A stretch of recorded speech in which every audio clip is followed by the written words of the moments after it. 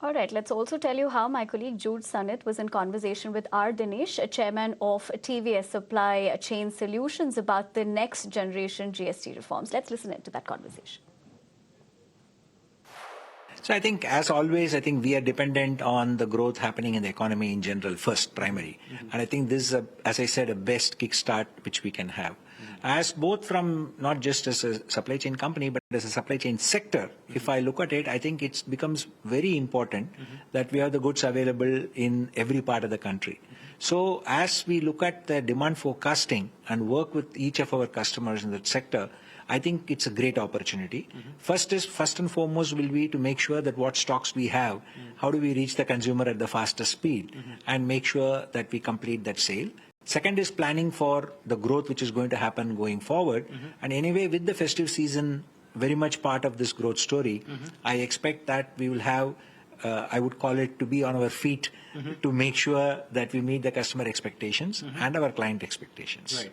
If you were to ascribe a number to the upside that the overall supply chain sector would experience by way of the rate cuts and the kind of new stock that you expect, would you be able to hazard a guess or a projection in terms of how much of a benefit to the sector this decision will have with it? No, I think we have to look at it from a GDP perspective and the goods movement perspective. I believe that the more demand which takes place in rural economy, the more demand which takes place in what I would call the far-flung areas of the country, means that a little bit of supply chain efficiency improvement and implementation will be happening. So if I look at it, it will be, I would call it, anywhere between 2 to 3 times the growth which you see in the goods side. So that's the way we look at the potential opportunity from a supply chain side. To hazard a guess on the percentage will be very difficult, but I guess right now what we are hearing is anywhere it could impact as much as maybe 1% on GDP, which will be great. We are entering the festive season, and I think the timing of this has been perfect because we are, getting it done in phases, and especially starting from 22nd September. So if I look at it, I think we still have almost a 1 month lead time to the peak of the festive season.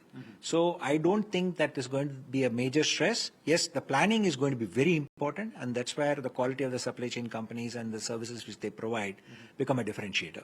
But as of now, I don't see that. But I think we have to go sector by sector, and we also have to go, I would call it, region by region. I think the good news is that everyone was aware this is happening, and the timing of it in phases, I think, helps a lot.